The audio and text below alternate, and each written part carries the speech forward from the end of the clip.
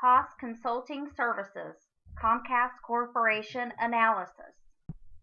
Haas Consulting Services consists of Heidi Wingate, Amy Knox, Shannon Turner, and Shelley Davis. The role of every individual plays a key part in the success of an organization. Haas is no different. All team members contributed equally to the research and PowerPoint portion of this project. The Haas Consulting Services has chosen to analyze and explore management practices for Comcast Corporation, which is our client. Heidi Wingate, Amy Knox, Shannon Turner, and Shelley Davis have prepared this report. Below are the areas that this report will be over. Quick history lesson of where the company started. What are examples of how organizations does planning, organizing, and control processes?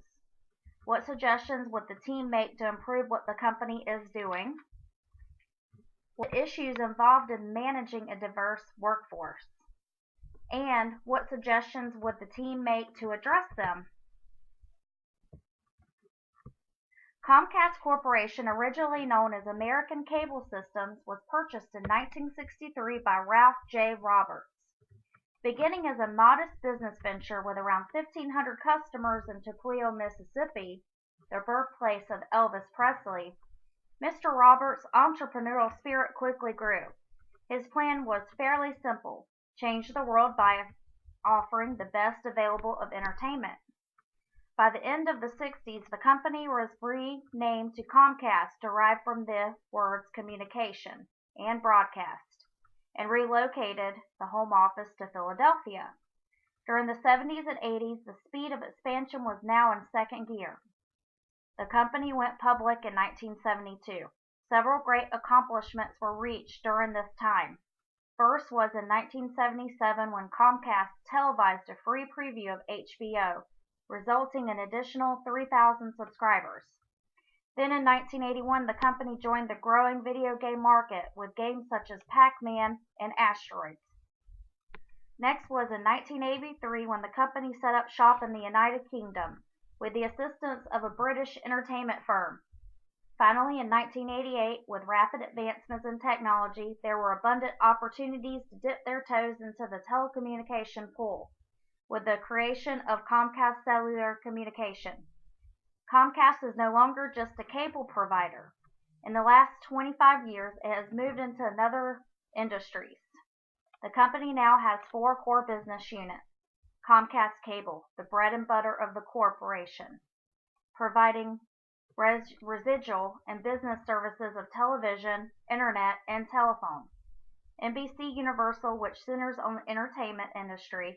Comcast Spectacular, which focuses on the development of the new sports programs. The newly created Comcast Ventures looks to encourage and finally back up upcoming entrepreneurs.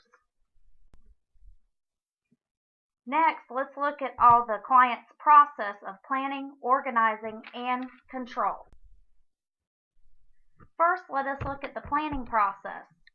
The client's current plan is increasing the speed capacity which revolve around their establishment fiber optic network, which runs around 145,000 miles across the United States. In today's world, the need for information is in hyperdrive, and Comcast has its sights on being the first company to provide the unimaginable speed of 2 gigabytes. They believe this will give them a leg up on their close competitors, AT&T and Verizon. As of 2016, they have reached this goal. The new DOCSIS 3.1 has been set up in several test markets and seems to be running without issues. According to their website, this top speed is only available to customers who are located close to the fiber optic network hub. Haas recommends that Comcast dedicate extra resources to increasing the number of network hubs. Next, we look at the organizing process. With more than 70 executives at the corporate headquarters alone and over 150,000 employees scattered across the globe, the client faces one constant threat: unionization by its workers. Comcast has a long history of anti-unionization.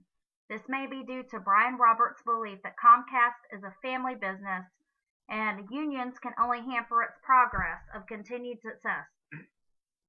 Unions themselves have a history that makes corporations cringe, even at the mention of the U word. But this threat is only permissible when workers feel their shouts are only perceived as ghostly whispers in leadership's ears. Haas suggests to reduce and even eliminate this threat. The client needs to increase its willingness to learn and listen to workers' concerns and take appropriate actions. This is satisfactory to all parties. One way is to conduct a semi-annual town hall meeting where employees are free to share concerns and ideas without fear of retaliation. The final stage is the controlling process. No matter what industry a company is operating in, customer satisfaction is the utmost importance of how and if a company will survive in today's high global market. In 2015 24/7 Wall Street article titled Customer Service Hall of Shame, the company has been on this list for the past 7 years, and this is their first year of taking top spot on the list. Haas suggests the main focus should be around advanced training, which could lead to more autonomy.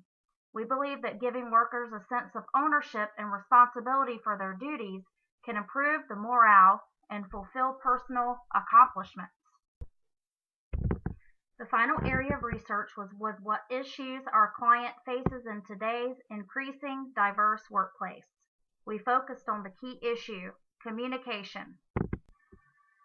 Management across every industry is facing the increasing challenge of diversity in the workplace, which is a natural byproduct of the rapidly changing global market environment they all face. The key issue that we feel the client needs to address is communication. Communication is at the heart of what makes a company successful in a diverse market, not just in the workplace, but with all stakeholders. Haas believes the best way is empathy training at all levels on the benefits of respecting different cultures, views, and values. In taking this action, we strongly believe that this will remove the stigma of group thinking and encourage assimilation. Emphasizing differences and new perspectives will increase growth for new innovation in the workplace and global markets. To conclude, we believe that although Comcast Corporation has achieved many milestones in its 53 years of business, there is definitely room for improvement. After careful evaluation of the company's current planning, organizing, and controlling processes, we recommend that the company place a large emphasis on providing additional resources to expand their high-speed internet service to a larger market of customers. Offer town hall meetings as a way to allow employees to have a voice, and implement an advanced training program to ensure customer service expectations are being met. We also recommend that the company proactively address communication issues in an effort to avoid issues that come along with managing the increasing challenge of diversity in the workplace.